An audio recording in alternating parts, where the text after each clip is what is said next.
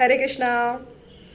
भगवद्गीतेची जी आपली ही सिरीज चालू आहे जन्माष्टमीपर्यंत, रोज एका भगवद्गीतेच्या श्लोकाचा अर्थ, त्याच्यामध्ये तुमचं मनापासून हरी हरी बोल.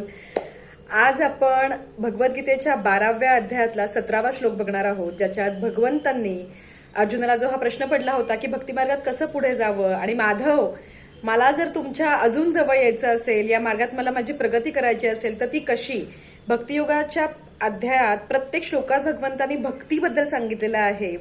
भक्ती म्हणजे नक्की काय, भगवंतांना भक्ताकडून नक्की काय अपेक्षा आहेत, भक्त कसा असावा, भक्तांनी कुठल्या गोष्टींचं आचरण केलं पाहिजे, या प्रत्येक गोष्टीचा म्हणजेच भक्ताच्या आचारांचा, विचारांचा, भक्ताच्या प्रत्येक भक्ती मार्गातल्या प्रगतीबद्दल भक्तियोगाच्या अध्यायात आहे. याच्यातला 17वा श्लोक 12व्या अध्यायातला 17वा श्लोक. यो नरिष्यति न द्वेष्टि न शोचति न कांक्षति शुभाशुभ परित्यागी भक्तिमान मे प्रियो नरः.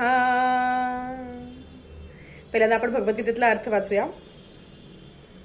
जो हर्षितही होत नाही किंवा दुःखही करीत नाही, शोकही करीत नाही किंवा आकांक्षाही करीत नाही, ज्याने शुभाशुभ गोष्टींचा त्याग केला आहे, असा भक्त मला अत्यंत प्रिय आहे, असं स्वतः भगवंत म्हणत आहेत. जो शोकही करत नाही आणि जो हर्षही करत नाही, म्हणजे ह्याचाच आता आपल्या दृष्टीने कसा अर्थ की आयुष्यामध्ये काही काही अशा गोष्टी घडतात की ज्याच्यामुळे आपल्याला असं वाटतं की माझ्या मनासारखं घडलंय, बापरे मला हवंय तर सगळं मिळालंय, आणि आपण त्या हॅपीनेसच्या एकदम एक्स्ट्रीमिटीला जातो. इतकी एक्स्ट्रीमिटी आपण अचीव्ह करतो की हर्षवायू हा शब्द आपण खूपदा ऐकलाय, की आपल्याला असं वाटतं वा सगळं मला मिळालं, वा everything is perfect, thank you Krishna, you have given me the best which I wanted, which I wished for, bus life तो सेट हो गया बॉस. ही एक्स्ट्रीमिटी जेव्हा हॅपीनेसची येते ना, तेव्हा त्या व्यक्तीच्या, त्या भक्ताच्या आयुष्यामध्ये जेव्हा दुःख येतं ना, तेव्हा तो ते दुःख पचवू शकत नाही. कारण ज्याला आनंदात सुद्धा स्वतःला कसं स्थिर ठेवायचं हे कळलेलं असतं, तोच दुःख पचवू शकतो आणि तोच दुःखामध्ये स्वतःचा मार्ग शोधून पुढे जाऊ शकतो. आणि ह्याचाच एक सुंदरचा अर्थ असाही होतो की ज्याला माहितीये ना की सुखामध्ये पण भगवंतच आहेत, त्यांच्याच कृपेने माझ्या आयुष्यात हे आलेलं आहे, आणि दुःखामध्ये सुद्धा भगवंत माझ्या बरोबर आहेत, दुःखामध्ये माझी नैया पार पाडण्यासाठी ते माझ्या बरोबर आहेत, याच्यातून पुढे जाण्यासाठी तेच मला बळ देतील, हे ज्या भक्ताला माहिती आहे त्याला दुःख पचवणं खूप सोपं जातं.